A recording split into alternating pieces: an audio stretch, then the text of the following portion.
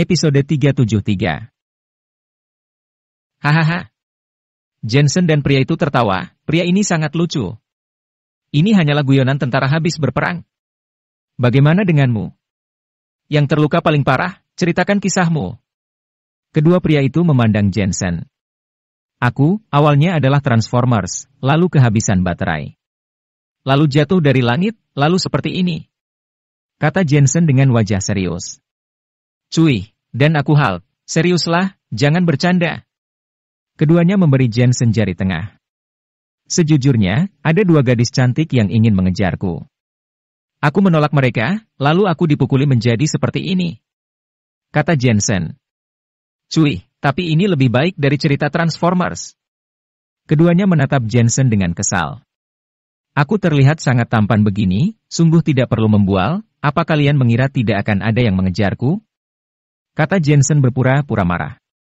Iya. Keduanya mengangguk pada saat bersamaan. Jensen, kamu sudah bangun. Tetapi pada saat ini, seorang wanita cantik muncul di depan pintu. Dia mengenakan seragam polisi. Dia tidak hanya terlihat cantik, tapi sosoknya sangat sempurna. Dia hanya terlihat sedikit serius, rasanya seperti melihat wanita cantik gunung es. Gila. Kedua pasien itu saling menatap. Jensen, kamu sudah bangun. Pada saat ini, seorang wanita cantik lainnya muncul di pintu, mengenakan setelan kantor, terlihat cantik, dia juga sangat senang melihat Jensen. Dua orang ini adalah Elena dan Natasha. Ya Tuhan, apakah mata mereka berdua buta memperebutkan pria ini? Kedua pasien itu menjadi iri, sampai ingin marah. Jensen memandang mereka dengan penuh kesombongan, lihatlah, apa yang aku katakan bukanlah bualan. Ternyata kamu masih bisa menyombongkan diri pada orang lain? Setelah Elena datang, dia pun mengomelinya dan kemudian meminta orang untuk memindahkan kedua pasien itu ke kamar lain. Ketika penatua Jack tahu bahwa Jensen sudah bangun, dia dengan senang mengunjunginya. Dia tertawa ketika melihat Jensen, Jensen, hidupmu sangat keras, 5 pembunuh tidak bisa membunuhmu. Bahkan ada lebih dari 50 orang bersembunyi di lautan sambil membawa senjata berat. Ada lebih dari 50 orang membawa senjata berat? Jensen mengerutkan kening. Jika orang-orang ini juga bergegas ke pulau itu, dengan keadaannya saat itu, dia pasti akan mati. Sepertinya Topan membantunya. Tanpa adanya Topan, orang-orang itu pasti akan sampai ke pulau itu. Memang dokter yang hebat bahkan mampu cepat mengobati dirinya sendiri. Ketika aku kemari 2 hari yang lalu, aku diberitahu kalau kamu kritis. Alhasil, 2 hari kemudian kamu sudah terlihat sehat. Kamu dan Elena mengobrol dulu saja. Penatua Jack tahu bahwa Elena pasti memiliki banyak hal untuk diucapkan kepada Jensen, jadi dia keluar dari ruangan itu. Lanjutkan saja perbincangan kalian. Natasha juga pergi dengan canggung. Kak Natasha, tinggallah, kamu juga bukan orang asing. Tiba-tiba, Elena memegang tangannya dan duduk di samping tempat tidur. Ini yang sangat membuat Jensen kaget. Kak Natasha ada di sini. Dia masih takut Elena akan cemburu. Namun, melihat hubungan di antara mereka, sepertinya mereka cukup mengenal satu sama lain. Apa yang terjadi di antara mereka? Jensen, maafkan aku, seharusnya aku tidak menganiayamu malam itu. Elena menatap Jensen lagi, wajahnya penuh perasaan bersalah. Jensen, setelah Elena tahu kamu pergi ke Pulau Rainbow, dia sangat khawatir. Tidak peduli seberapa besar Topan itu, dia membawa kami mengarungi laut. Dia tulus padamu. Dia bahkan berkata kepadaku, jika kamu mati, dia tidak mau hidup. Kata Natasha membantu untuk Elena berbicara. Bodoh, aku tidak marah. Aku tahu malam itu kamu melakukannya, karena kamu punya kesulitanmu sendiri. Hati Jensen merasa sangat tersentuh. Sebenarnya, dia sudah pernah mengiranya, tapi dia tidak yakin. Natasha tersenyum, ya sudah, kalian mengobrol dulu, masih ada banyak hal yang harus ditangani di perusahaan. Aku sudah menghilang selama beberapa hari dan aku khawatir sekarang semuanya berantakan. Selesai berbicara, dia segera pergi, meninggalkan ruang untuk mereka berdua. Saat Natasha pergi, Elena tidak bisa lagi mengendalikan emosinya. Dia tiba-tiba memeluk Jensen, mencium bau tubuh Jensen dan merasakan napas Jensen.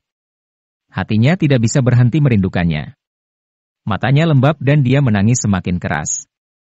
Dia akhirnya menyadari, jika Jensen meninggalkannya, dia tidak akan mau hidup lama sendirian di dunia ini. Jensen membiarkan Elena memeluknya dan menangis dan tidak berkata apa-apa. Setelah beberapa waktu, Elena akhirnya mendongak dan berkata, "Jensen, sebenarnya begini." Jensen tersenyum dan menyela, "Aku mungkin bisa menebaknya, sepertinya karena kamu telah menemukan keluarga aslimu, demi keluarga Lawrence, dan demi aku. Jadi kamu berpura-pura menceraikanku, karena kamu takut keluarga aslimu akan menyulitkan kita." Elena mengangguk, tetapi berkata dengan serius, "Tetapi aku sadar aku salah, kamu telah terlibat dan diam-diam membantuku menyelesaikan banyak hal untukku. Aku tidak boleh egois, jadi tidak peduli kesulitan apa yang ada selanjutnya, aku akan menghadapinya bersamamu, hidup dan mati bersama." Ketika dia mengatakan ini, Elena memegang tangan Jensen erat-erat, dia sangat takut kehilangannya lagi. Jensen diam-diam merasa terharu. Semua ini sama dengan yang dia duga. Keluarga ibu kota terlalu besar dan terlalu kuat untuk dilawan. Elena melakukan itu untuk menyelamatkannya, tapi ini juga merugikan Elena. "Apa hubunganmu dengan keluarga Miller?" Jensen bertanya. "Aku juga tidak tahu." Elena menggelengkan kepalanya, "Sebenarnya, ketika aku masih SMA, aku sudah tahu aku bukan dari keluarga Lawrence.